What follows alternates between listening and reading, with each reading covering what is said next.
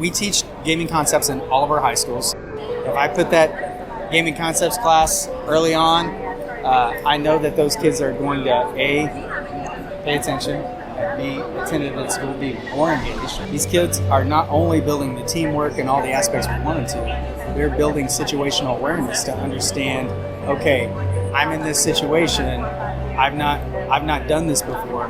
How am I going to strategize to do that? When you look at kids today and you look at these environments, a lot of these kids we're reaching that we've never had before. There's a lot of desire to be in that class.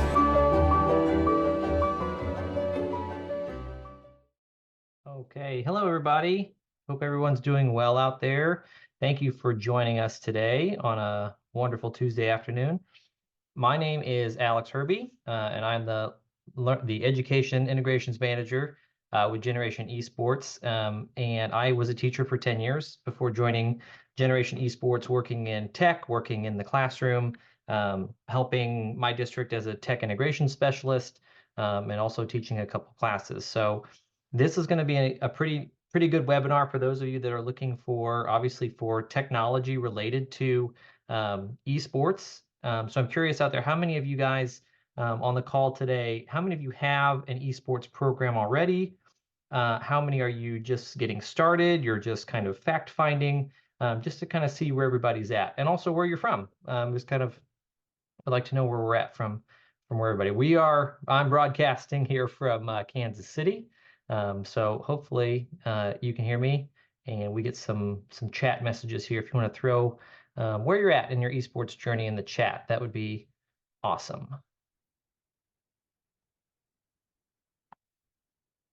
All right, Oregon, San Diego, starting a program, California, great.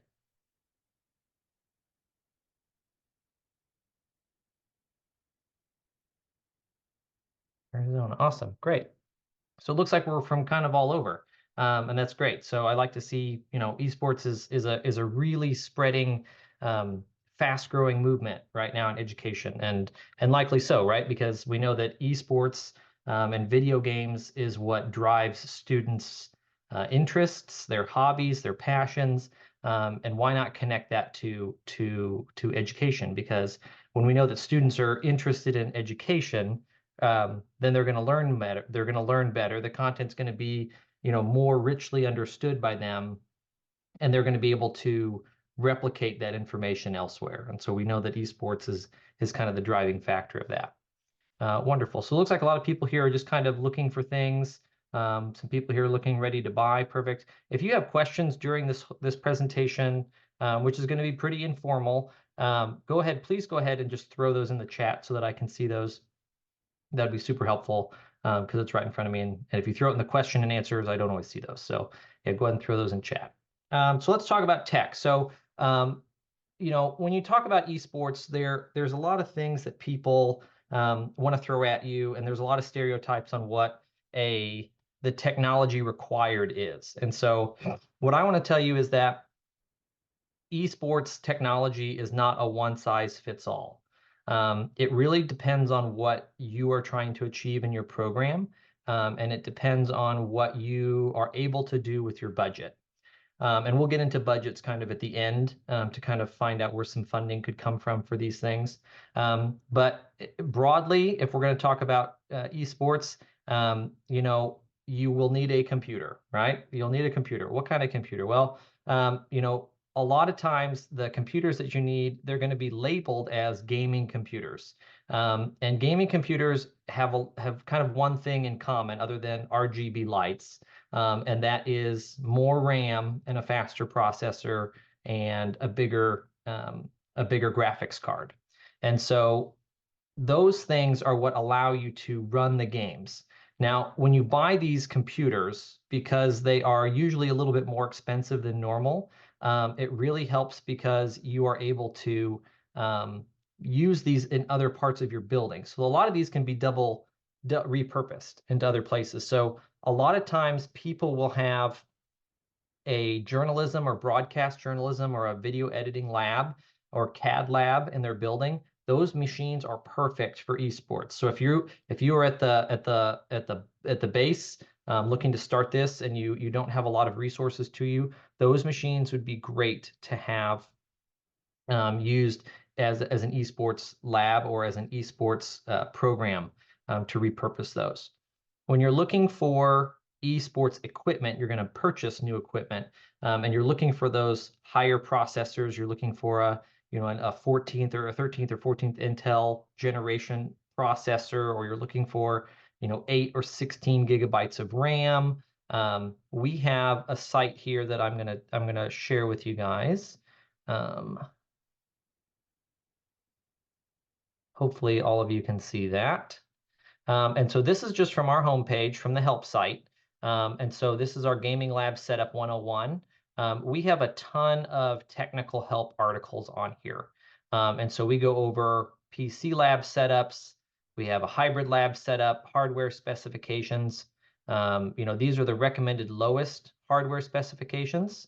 Okay, they have a minimum or a mid-range, and then they have a high one. Okay, and I'll put this in chat here for everybody as well, so that you can see that. If I can figure out where my chat window went. Here we go.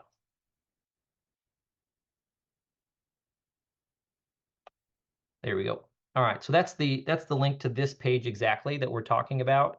So what I'm talking about with the processor and the RAM and the graphics card, the esports games and the esports titles do require a bit more computing than what you might have students have as a one-to-one device. So these do need to be dedicated machines. And I think that it is best served for your students and for your program for them to be standalone machines. Computers is one aspect of it. And when you talk about computers, there's a lot of extra things that you can get with computers. You obviously need the tower, right? The computer, but you're also going to need a monitor. You're going to need mice. You're going to need keyboards. You're going to need headsets. You're going to need controllers. Some of these things you might think, well, doesn't it already come with these things? Excuse me. And yeah, your typical computer will come with a mouse and a keyboard, and those would be fine. But if you're trying to set the program up and you're trying to do the competitive piece, the better the equipment you buy, there is a slight advantage over having bare bones equipment. And unfortunately, that's just the reality of a lot of equipment today, is that the nicer the equipment, the better it is. Just like in a lot of things, right? The more money you pay for a camera, the camera's going to have nicer features. It's going to take better photos, similar to that. So you don't have to spend a crazy amount to have a much nicer mouse. The mouse that comes in the box is not going to be great. It will be fine.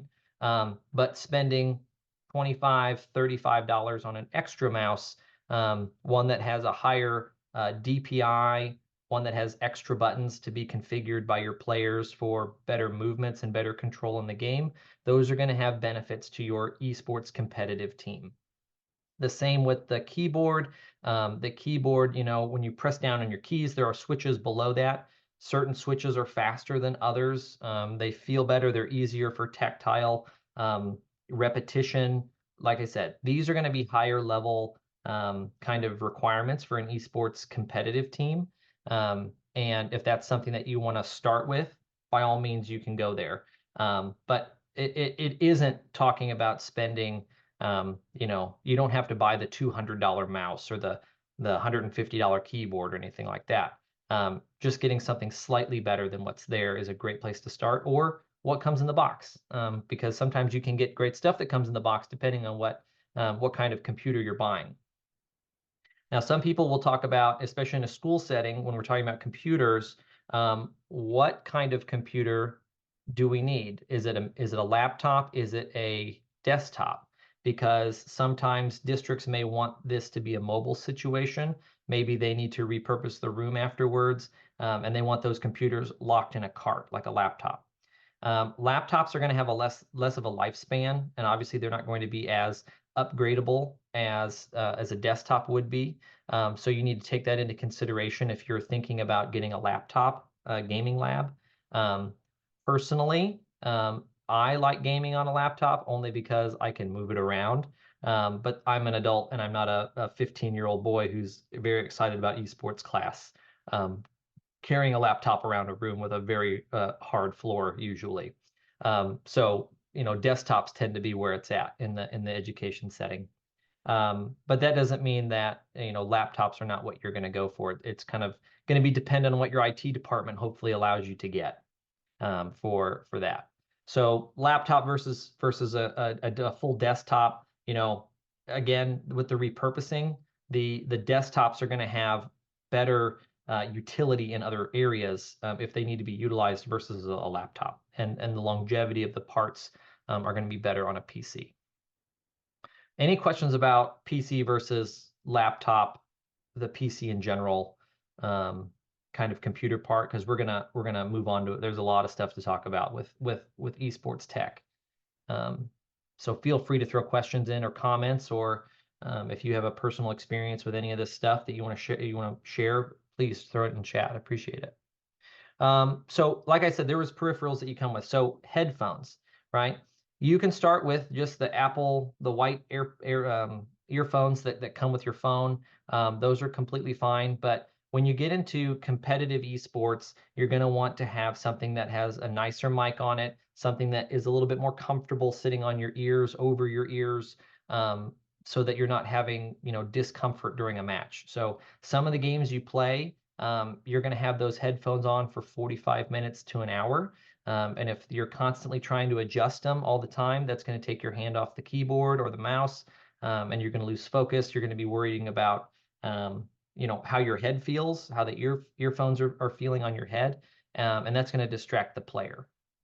Keep in mind, I'm talking strictly about esports, the competitive piece, and I haven't dived into the curriculum piece yet for what you might want for our esports curriculum.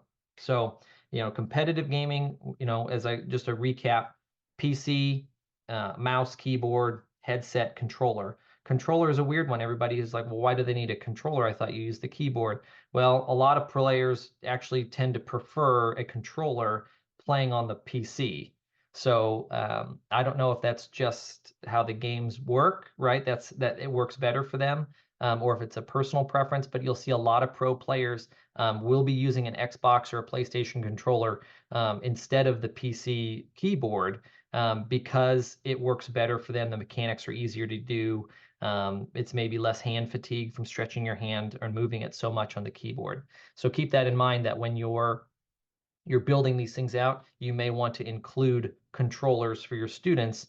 And it could be a secondary purchase because some students prefer the PlayStation controller, some students prefer the Xbox controller. Can you buy just one and they just have to deal with it? They absolutely can. And if they are that upset about it, chances are they have one at home that they could bring in their own. So don't not let students bring in their own stuff. If they want to bring something in, I think that can definitely help your program, especially if you're just starting out and you're trying to do some fact finding here on what these things can cost and what can we afford. If students are willing to bring in something to kind of get you started, I think that's great, as long as you have some good policies in place that allow students to bring their device in. So, talking about, getting competitive with these things. Some of the other tech that people don't always think about when related to this, we've talked about the peripherals and we've kind of talked about, what goes into the PC, but storage. Some of these games are huge. They can be 80, 90, 100 gigs. And if you're buying PCs that have, like a 250 gig solid state drive in them, you can fill them up quickly. You can really fill them up quickly if you're you're dual purposing these machines for, photo editing, content creation, doing some of our other AV classes through Gaming Concepts. That stuff can fill up quick. And, so you want to invest in storage with that, even if it's external, because you can oftentimes buy an external SSD or a PC SSD or a hard drive that goes in the computer cheaper than you can buy right here. So like one of these, right? So this is just here we go. I'm gonna do the whole YouTube thing right here, right? So this is one of those 2 terabyte, little SSDs that's external, right? And this is great. But this is much more money than buying a 2 terabyte SSD stick that you'd put in your computer. And you might say, well, what do we do? But so they make enclosures for that too. So I've got a great one here that works out really, really well. And so you could take this, plug this into the computer, games could go on this, all your content could go on this one. This one's from Satechi, and they make some really good stuff. Like I've dropped this thing so many times. And it just opens up and you can just replace it. So if you've got an SSD, it goes right inside there. And you can like plug and play. You can just pull one out, put one in, and it works really awesome. So I really like this one. But you can get, there's a million different ones, and being able to move content around from computer to computer could help you if you're buying computers with less storage up front, because storage can be expensive up front when you're purchasing it through your retailer. So let's talk about where we get some of these things, right? We talked about the PCs and kind of the peripherals, but where do we get some of this stuff? So you may know other vendors, right? But just ones that are off the top of my head that I have dealt with personally when I was a teacher. Best Buy for Education works really good.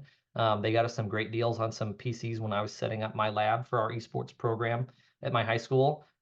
You could work with CDW, or you could work with SHI. You could work with maybe another local retailer that would be able to get you stuff. You could go off Amazon if that's where you want to buy your things from. So there's a bunch of large distributors that are able to build you custom esports tech packages, so that you can get everything in one bundle. You don't have to build the computers on Dell's website, and then you have to go to Tiger Direct or Newegg and get the headsets and the mice and the keyboard, and then go to another site to get some things.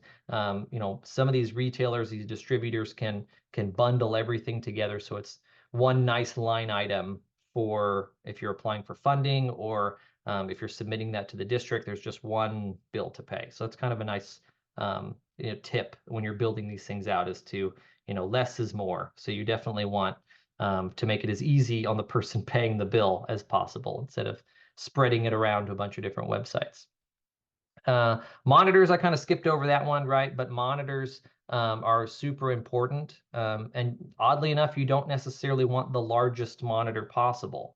A 27 or a 32 or even a 35-inch monitor is great, and able to handle that. The key with the monitor is the refresh rate. So monitors have a refresh rate and they have a response time. That's also important. Your refresh rate, anything above 100 is going to be good for esports. So somewhere in the, you have 100, you could have 175, you have 240. I've seen some ones that are even higher, but as you get higher, they get more expensive. But anything in there is going to be great. And then your response time for a monitor, you always want to be at like 1 millisecond or less. Is pretty good for a gaming monitor. Does anybody have questions for PC setup or anything that we've kind of talked about so far?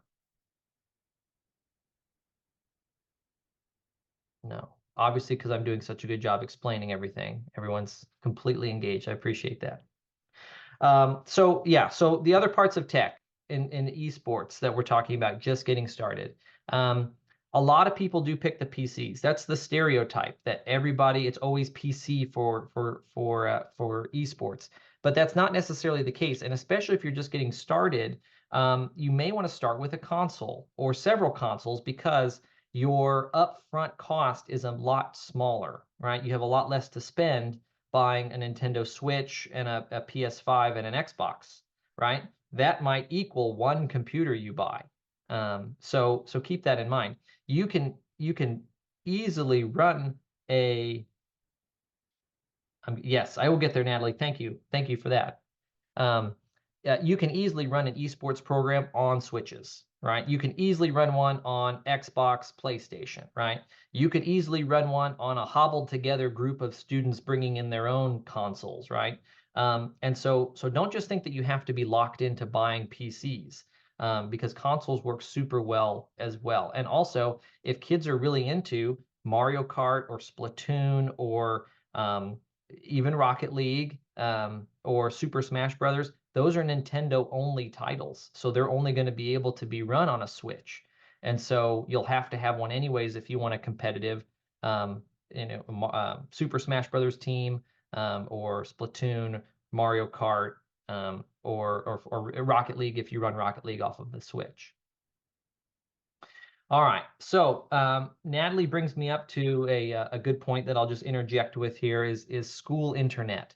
School internet is maybe the bane of all of this, right? A lot of times, a little bit of money can be fine to do all of this, right? Except when it comes to internet. So school districts, and I have some experience in large districts and in small districts, in my time with education and in talking with teachers and administrators in my role here. Obviously, your district is not going to upgrade your internet for you for this one purpose, because that can cost tens of thousands of dollars to run new lines and fiber lines and all of that to district office or to wherever your switch is to run it back to your high school. So sometimes when you have an internet issue, a lot of times we will pick and choose when we have these things happen during the day. Now, with high school esports league, middle school esports league, all of our competitions take place at the end of the day after school. So the network draw is much less. There's once, it was always funny because my IT guy was like, I don't care what you do after 2:45 because there's like the network is zero at 2:46, because everybody's off, right? All the kids are off their LMS, all the teachers are off, YouTube and because sometimes people play music for kids and all, the whole network just dies basically after school lets out. So that's a good place to start is after school, or right in the morning, first hour, and that can be one of the lower network draws, is in the morning. Now, that can also incentivize kids that you might have trouble getting to school, because they want to do esports and they want to play video games. Well, sorry, it's first block, right, or first hour, and that can be beneficial in many ways to get those kids up, engaged, active right at the beginning of the day, and hopefully that can carry them through maybe lunch, right, when it's hard to get them there already. So internet can be an interesting thing. You may talk to your IT department about its capabilities because it is possible for them to section off some of the bandwidth for you, if you're going to be doing a competition, similar to you may have get emails when they do state testing, when they're like, hey, we are doing state testing this week. We need everyone to kind of limit their YouTube use or limit their computer use. I remember we used to get those when we were doing state testing, and it would be for a couple of days. But like I said, our tournaments, they are facilitated after school, and we typically do not have an issue with schools having an internet connection issue. But for certain, I would chat with your IT department, which you should be friends with. If you are not friends with your IT department, send them something nice, because if you're going to start this journey, you're going to be emailing them a lot, on various aspects of the tech, and the back end network issues that are going to come up as somebody that's lived through it several times. Steve says, we're planning to start with a Nintendo Switch for this school year and get the PCs set up later in August. That's excellent, right? So you're starting off just getting the kids, you got something for the kids to have, and then get that momentum going. And then you have that kind of carrot out in front of them that the PCs are coming. You can do a lot of lessoning with that. If you haven't ordered the PCs yet, or if you have, having the kids kind of figure out if they can find the right PCs for your club or for your program, and building that into kind of a tech CTE lesson or some kind of extras in your club, right? You can kind of add some of these things to it. So yeah, so internet tech department, make sure you're friends with them, and because if you're not, it can cause trouble. It can cause trouble. All right, let's talk about, as we're talking about internet, I want to pull up on our support site, we offer something called a whitelist. I have to search it now. All right, and I'm going to share this one with you guys too. So as we're talking about being friends with the IT department, they're going to need to open some things for you. And those things need to be what's called whitelisted, or ports that need to be open on the network. I assume that as an education institution, you have most things that are labeled or categorized as gaming are blocked, and they are not able to be accessed during the day. That's completely fine. You will need to have that conversation with your IT department. Let me scroll down here to, is PC down here at the bottom? Or maybe it was at the top.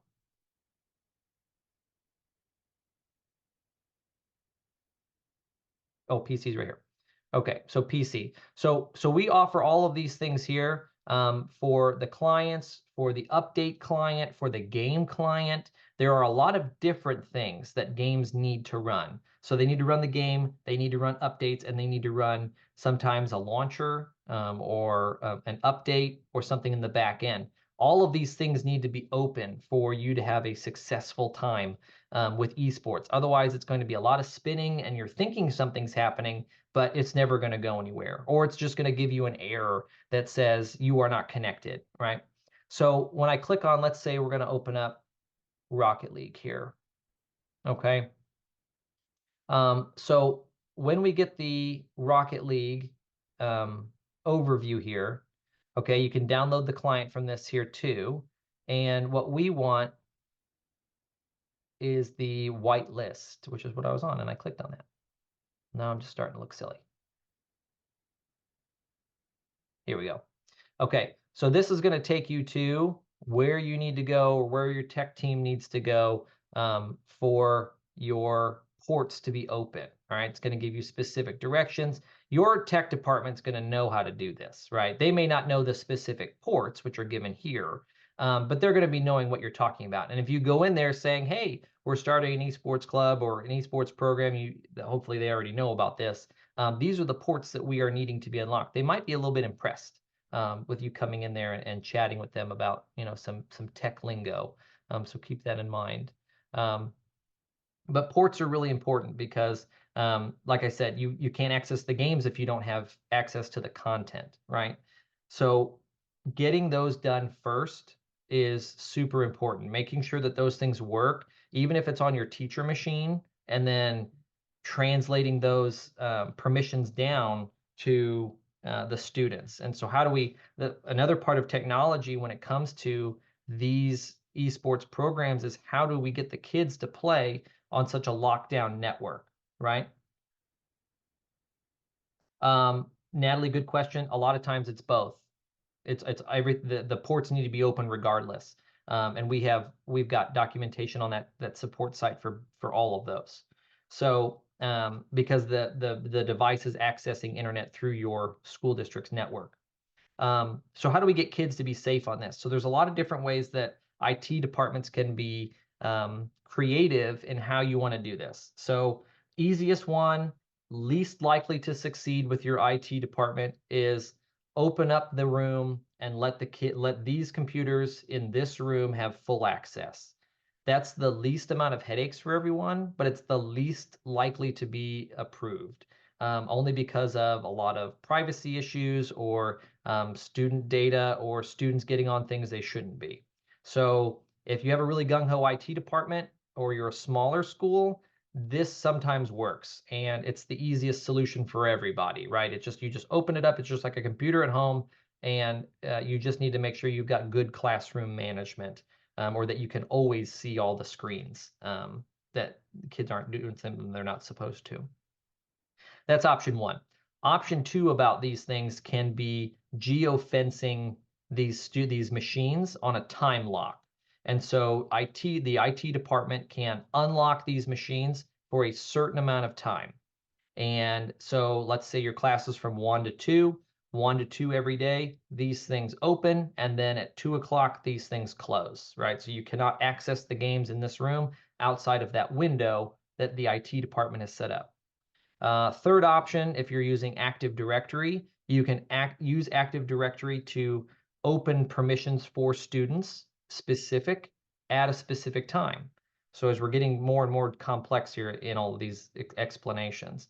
So students can themselves, excuse me, their logins can be unlocked for allowing certain things on the computer. You can, any concerns about limiting access via MAC address? Steve, that is a little bit more technical than I know about, but I tell you what, I will email you the answer as soon as we get off here because I know someone that will know that. They just weren't able to be on here today with me. So yeah, absolutely. Good question though. So thank you for putting that in because I'll email that out to you. So yeah, so Active Directory, you can actively like monitor the student's login or their account for opening it at a specific time. Another way you can do it is to go through the whitelist and flag students that have permissions for these certain things. And that's what my department did at our district, is that they went through and found everything that needed to be open. They wanted to keep all the network security in place. And so what they did was they went through and found all the ports that we need, everything that needed to be let through the filter, and they allowed those students for a specific time allowed these things. So that's the most locked down that you can get, and that's what ours did. And it took some conversations and it took some doing and a lot of time. It probably took us several weeks to figure that out. And so the PCs are what caused that. Now, I will tell you, consoles are much easier because there's no login, there's no directory. It's not tied to a student, teacher, admin. So the consoles can be a little bit easier on the network settings versus the PCs. So just keep that in mind, is that so these things are going to take time. And if you start early, like if you're going to be in the fall, starting this for the 24-25 school year, start having those conversations with your tech department now so that you can, one, get in their good graces, and two, figure these things out, because you should be able to have them demo or try an admin versus student account accessing the types of games or the resources that you want to do. Okay. So that covers our internet issues pretty much. Any other questions other than the MAC address one? This is pretty good. All right. Any other questions about technology related to, and it can be kind of, gray here for the, what we're talking about, but related to competition, because it's kind of what I've been talking about the whole time is competitive esports. So that's where everybody kind of goes with this, is competitive esports. But I'd like to spend a little bit more time talking about technology in general for esports related courses and what else you might need. Okay. Awesome.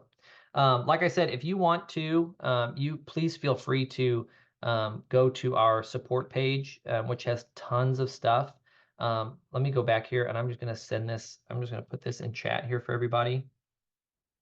That's our main help site for everything. And so the second one on there is technical help.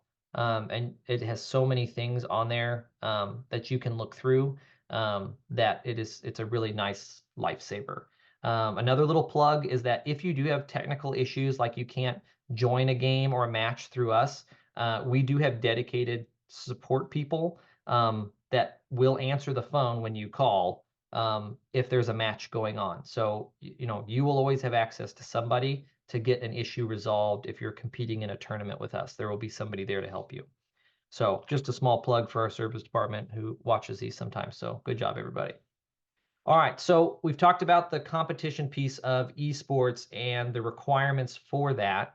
But what if we wanted to kind of dual purpose this stuff for getting it more easily approved through the board or for a new class? Some of you on here may know that we offer an esports curriculum. It is not about the game. We don't teach to the game, but our gaming concepts curriculum pulls the skills that gaming intrinsically instills in students and brings that into teachable moments with the teacher, as well as building CTE skills.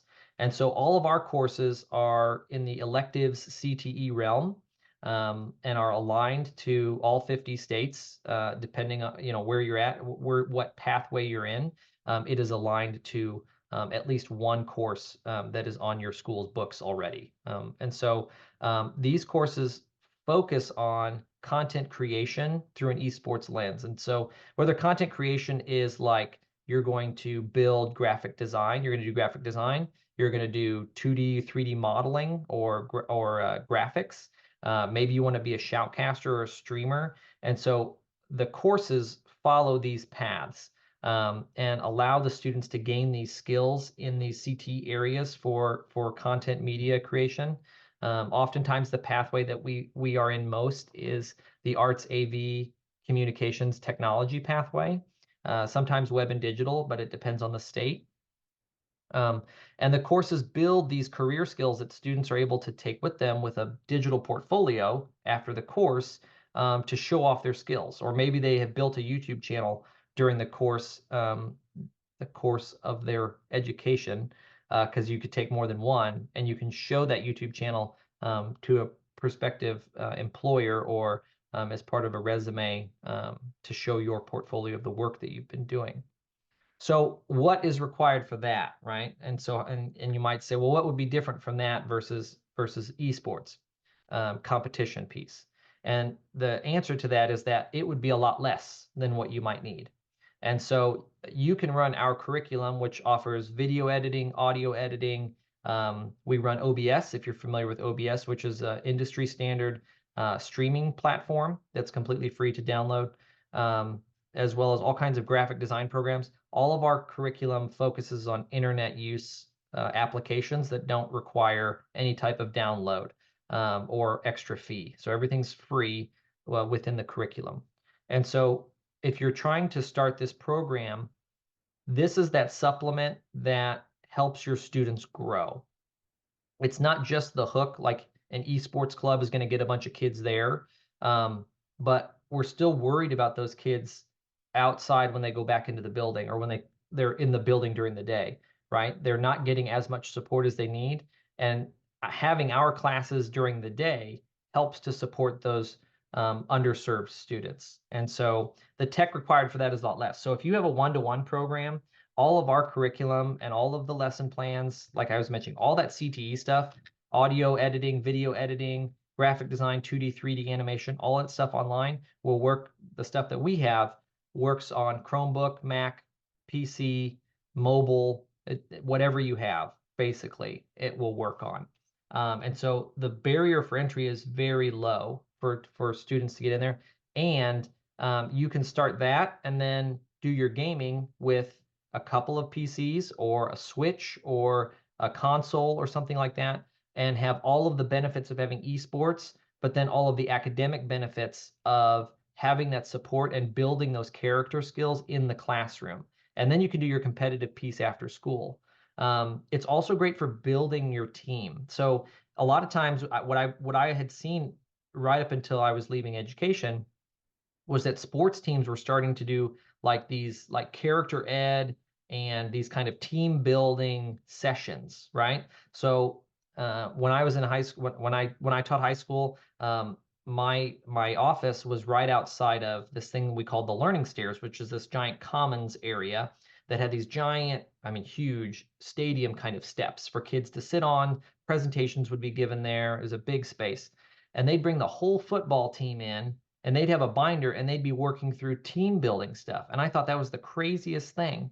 But when you think about it, right, you can't just practice together. Like you got to do other things together to build a team, to have that trust and that confidence in people that are, you're relying on to do things, right? And so the team building aspect, which could be the curriculum during the day, can really boost and benefit your after school team, in that you're going to be finding new leaders that you may not have considered to be a team captain or a leader in the game. Managers, you're going to be able to find students that just have an innate knowledge of the game, that know it like the back of their hand and can be like assistant coaches. All of that can come out and help these students build confidence to project that knowledge in your esports team. Because what we're doing is we're pulling that information out of them and building them up with the teacher in the room so that they have that success and that strength inside them to promote themselves to say, hey, you should be doing this. And we have tons of use cases on students going from ghosts in the building to being team captain of the esports team, or they're going to be a streamer or shoutcaster for the esports team because they're passionate about it, but they just never had that chance to be successful at something. And esports gave them that. Any questions about that? I was kind of rambling a little bit, but questions about the curriculum. The curriculum piece is actually a really nice place to start because, when you're talking about funding something like this, you can go in many different ways, right? You can be like, some districts where they are like, we are all in on esports. Here's $250,000. Do esports, right? You could be like a district that says we really want to start esports, but we don't have any money, and we want to. Christian, good question. I'll get to that in 1 second. Lost my train of thought. Yeah, so we don't have any money. We need to start somewhere really low. Okay, and you can start there, right? But when you're talking about funding this through either your state, through state funds, through government grants, through ESSER funds, pulling that curriculum piece in can really benefit you bundling everything together, right? So we're going to get all the PCs, we're going to get the curriculum. We're telling the state that we're getting the curriculum. We're telling the grant people that we're getting the curriculum. That's what, we're trying to show is this transformative education experience or whatever we're writing the grant for or applying for funds for. That can really push you across the line, is having that curriculum bundled in with the hardware. All right, Christian says, everything on the site's listed for grades 9, 12. I should have known that I was doing something wrong from the get-go. We do have a middle school specific esports league and a middle school curriculum. And so I'm going to help you with that.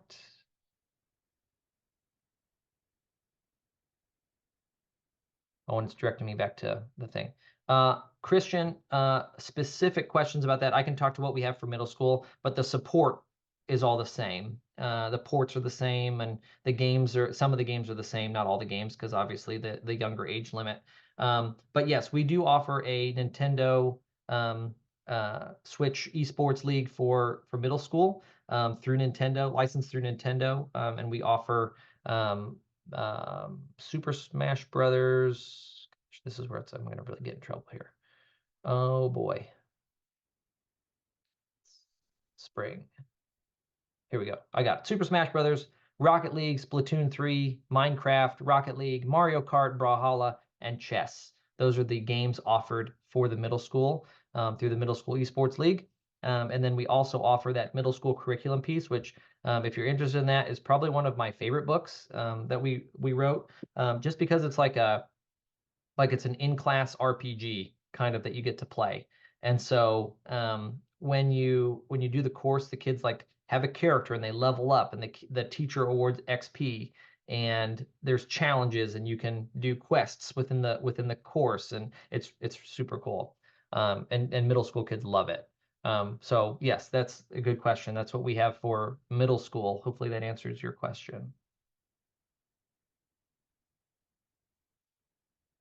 Anybody else? Questions about anything we've talked about today? I know we kind of gone over a lot, and this was kind of a long conversation about tech and esports. But if you think about it, it's all going to benefit the kids. It doesn't matter if you spend a ton of money or you spend a little bit of money or you spend no money, right? The kids are going to be super hyped that you are bringing esports and video games in at any level, whether it's competitive, whether it's just an after-school club, kind of a very informal thing, or whether you're going to bring in the curriculum piece.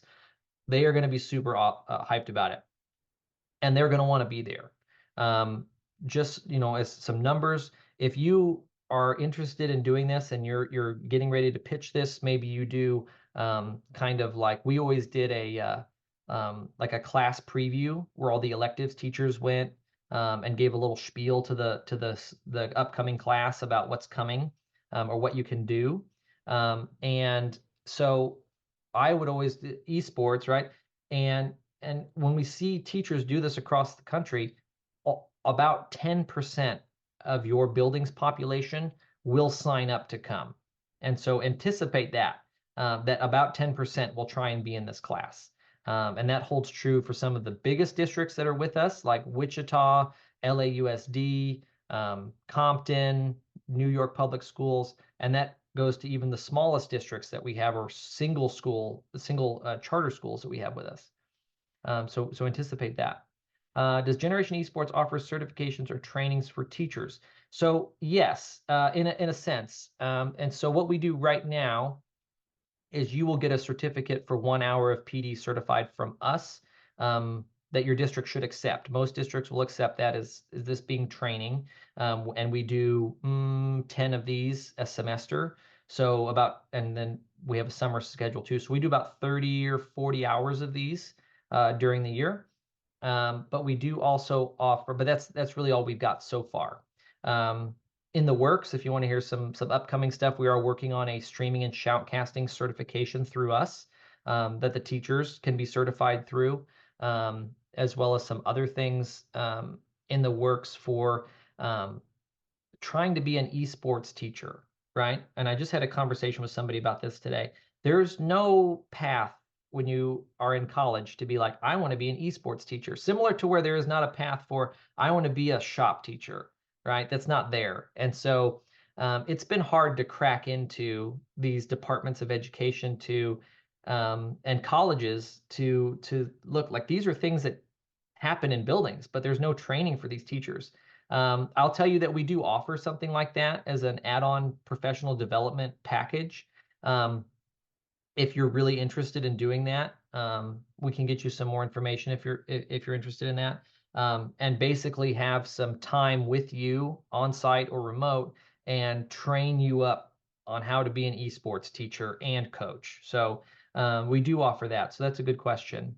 But and I know you center that around teaching and teachers, but students are actually able to get quite a few different state certifications, state recognized certifications through our courses as well. And I don't have that list handy with me, but if you reach out to us, then we have that information of the salespeople. Typically, which I'm not a salesperson, but the salespeople typically have that information for district administrators to give out. So, yeah, good question. Certifications. Any other questions?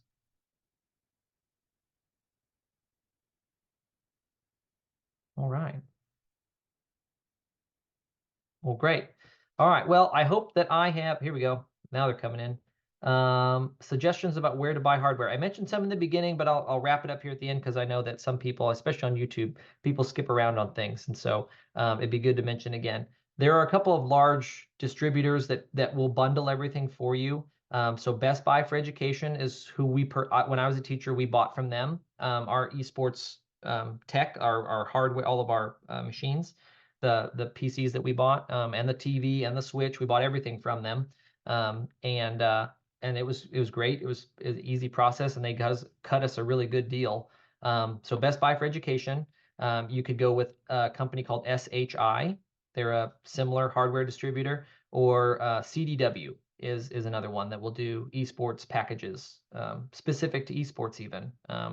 So you can get things other than tech, right? You can get chairs and desks and all kinds of stuff, right? So yeah, good question, Stephen. Another tech item, obviously, everyone has to have in their room is those RGB lights, right? So you'll just account for $50 for lights. So that's a must in an esports room.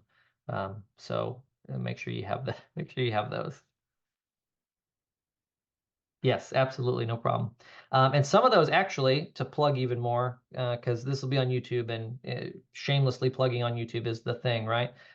You can actually get some of those places. I don't know which specifically. Some of them we have partnerships with. I mean, I know Best Buy for Education we do. You can get our curriculum as a bundle with their technology stuff. So you can get the computers and our curriculum all as one from Best Buy Education. I know that for sure. I think SHI and CDW do that also, but I'm not 100%. You just ask them if you're interested and you're talking with them. RGB. I may have, I may have, I may have stuttered on that. RGB, like that.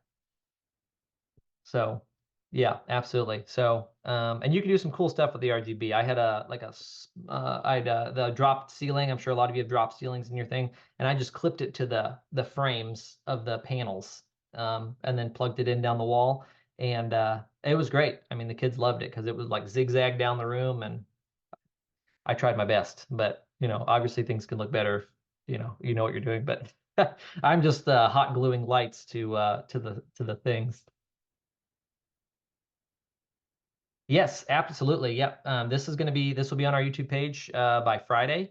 All of you will get your certification hours by Friday as well in an email. So thanks for being here. But yeah, this will be posted on our Gaming Concepts YouTube channel where we have hundreds of hours of other PD sessions like this.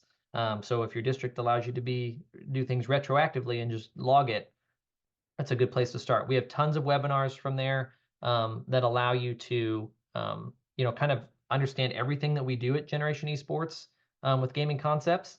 And so, speaking of that, coming up, March 19th is our next webinar. We're going to do women in esports, and then after that, we're going to be doing. Excuse me. We're going to be doing middle school esports specifically. We're going to do careers in esports, college esports scholarships coming up.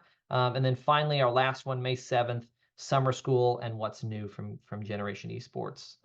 So it's going to be really cool because we're going to have some special guests from Australia on there about something that they're going to be doing with us. So I appreciate everyone being on here. If anyone has any questions, please feel free to throw those in chat. Stick around after I sign us off here. But make sure that if you are interested in this, I would very much appreciate it. The old like and subscribe on our YouTube channel, which I'm going to drop in I'll drop in the chat here for anybody that's interested in liking and subscribing.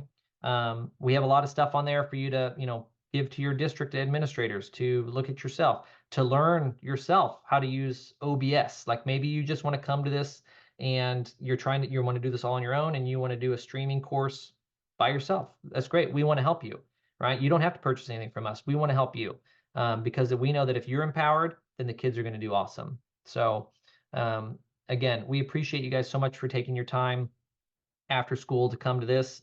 I appreciate the questions, good questions today. And you guys have been a great group. So thank you so much, everybody. Oh, you're lucky I found this. Oh, I see that. Sorry. I saw the one question that somebody put the question. So again, appreciate everybody. You guys have a great night and hopefully tons of success in your esports journey.